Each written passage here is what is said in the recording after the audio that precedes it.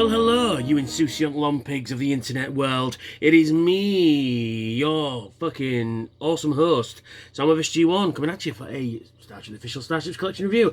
This time we're doing issue 159, Batris.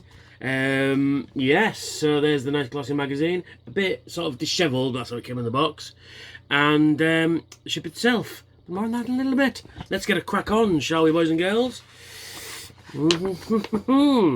Watch as a man reads from a magazine for the 159th time in a row, plus all the little extra ones as well. Owner, the Talarians. Type, freighter, class, Antares, in use 24th century.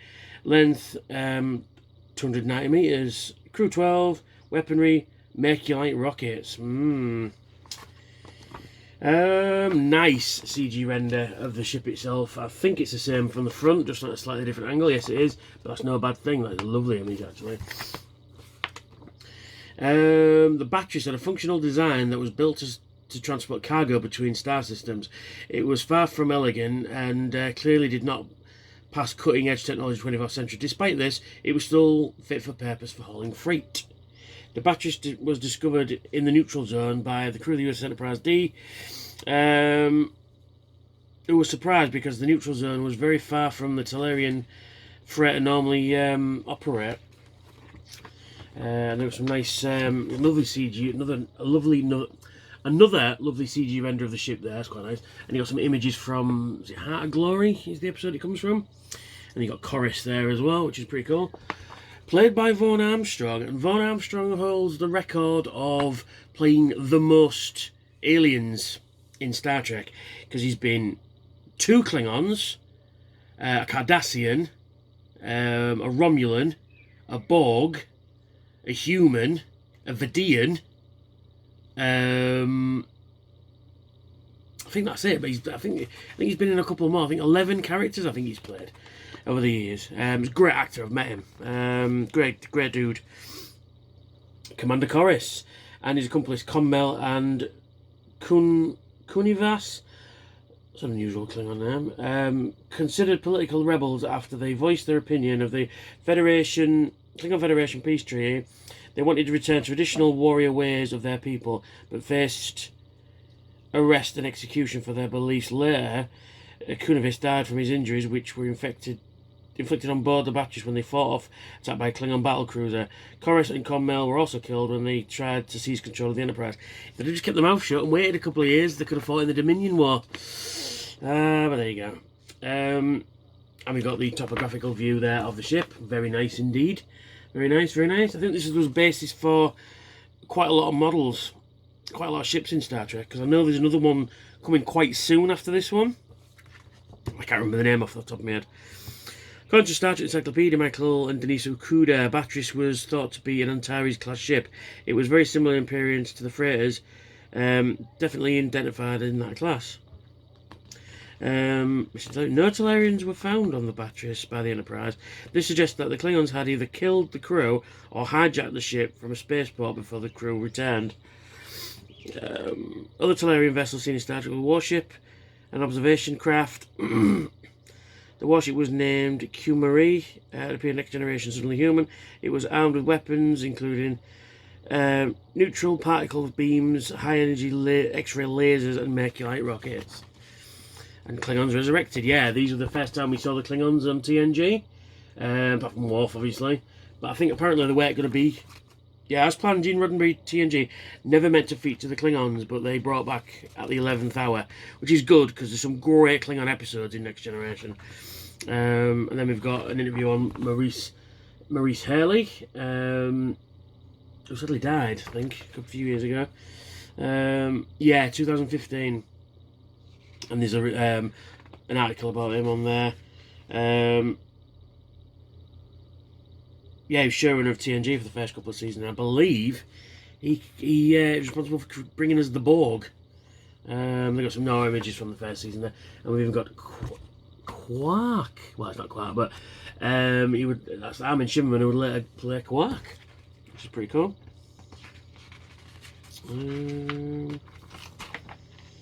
Yep, and then we've got season 2 there. We've got Q Who, which is one of my favourite episodes of the entire series. The Borg. And then we've got some more episodes there. And then we've got on screen, yeah, Heart of Glory is the episode, and designed by Greg Ginn. Talarians were first mentioned in Heart of Glory, but they weren't seen, and the first and only time Talarians appeared on the Next Generation, 4th season episode, Suddenly Human. Here they looked like humans, but they had enlarged, hairless protuberances on their heads, on top of their heads. They were mentioned in Deep Space Nine, and it was related that Talarians had become intoxicated after drinking too much Ractogino, a type of Klingon coffee. Heart of Glory saw the first appearance of the Klingons of the Next Generation. Apart from Worf, Kuvanas pictured was played by Robert Bauer, who was friends with Michael Dorn, and they had played together in a band named The Watch. Klingon death ritual seen for the first time in Heart of Glory when the Kuvanas died. Succumbing to his injuries, his comrades unleashed a blood-curdling howl to warn that a warrior was about to arrive in the Klingon afterlife known as Stovokor. It was only seen once more in the TNG episode Reunion. Actually, no, it wasn't. It was seen again in Deep Space Nine when Dax died. So that's the magazine. So, onto the ship. We'll flip the camera around and we'll take a closer look. And here we have the ship itself. So we'll just take it off the stand and use my lovely new camera. And yes, I know my fingernails need cutting. I know, I'm going to do it in a moment. But let's move beyond that, shall we? Anyway, we've got some really nice detail on the bow there of, we can zoom right in and take a closer look. There we go. Of the hull plating and stuff like that. And the design, the Talarian letters. I'm pretty sure that says Batris, but that front end is really kind of cool. It's really, really nice. I like it, sort of angular. It's very Star Warsy, if I'm honest. Yeah, you could put this into Star Wars, and it wouldn't be a, you could happily believe it was, one of the background ships. And we've got some really nice detail on the top there as well. All this greebly is going on along here. The colours as well. Sort of like you've got it looks more brown than it does in real life in the camera.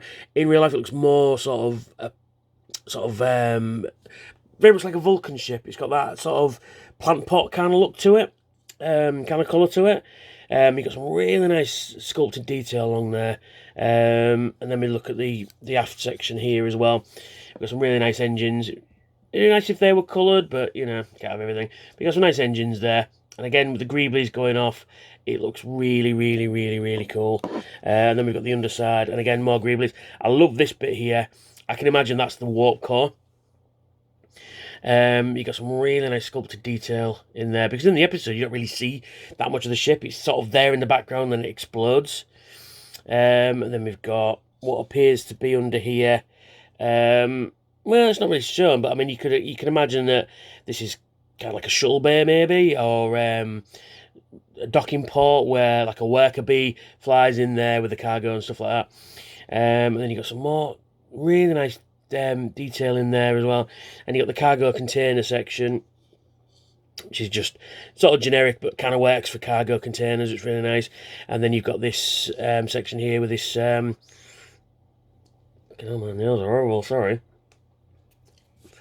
Should have had that ready. But yeah, they got some really nice detail in there with those cables and stuff like that. And then you've got the underside of that as well. I think this is the basis of the Zosa as well.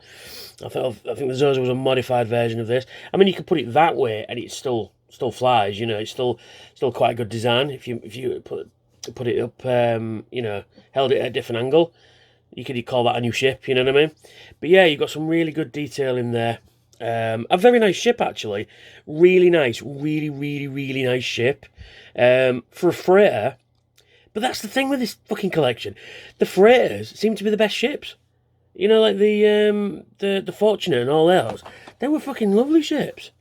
And it comes with a, you stand and underneath it just says Batris, upside down. It says Batris 3778A. So yeah, this took ages to turn up. Anyway, finally got it. And then you place it on the stand thus. And it's very nice indeed. Now, should you get this ship, I personally would recommend it, but if you're only into Federation ships and hero ships and things like that, You know, your more common ships, then this is a hard pass, if I'm honest. But I actually really like it. I think you should, because it does mark the first appearance of the Klingons, so technically you could argue it's a Klingon ship. You know what I mean? So, but yeah, I think it's a really nice addition to the collection. A ship, again, if they missed out, I wouldn't have missed it, if that makes sense. But I actually really do like this ship a lot. Surprisingly a lot as well. I didn't think I would like it as much as I do it, but it's a really nice ship. And like I say, all this greeblies on it and stuff like that. You know, a level of design that you didn't actually see in the episode. Like I say, you just see it from a distance, and then it explodes. I think the only close-up shot of it is of it exploding. It's been a while since I've seen the episode, actually. It would have been nice to have some more paint apps, but again, because it's a freighter, you know, it's not going to have that much love put on it, and that reflects in the model as well. But I do love that head section here. I mean, if I was building another ship, like they wanted a warship of the week, I would sever this whole section here and make this like the really front end of a nasty looking enemy ship, because that up close, let's get the up close bit of it. That section up close looks really cool. But yeah, a really nice ship. I think you'll agree. So yeah. Just having a play. So yeah, so if you like what I do, why not hit that subscription button there and hit that notification bell and become part of the notification squad, and it'll tell you when I've got new videos coming up. Why not consider donating to my Patreon, which should be roughly here. I've got some cool rewards over there, so why not check them out, and check out my other Star Trek reviews, which should be down here somewhere. So thank you for watching, and I will get back to you as soon as I possibly can. Bye for now.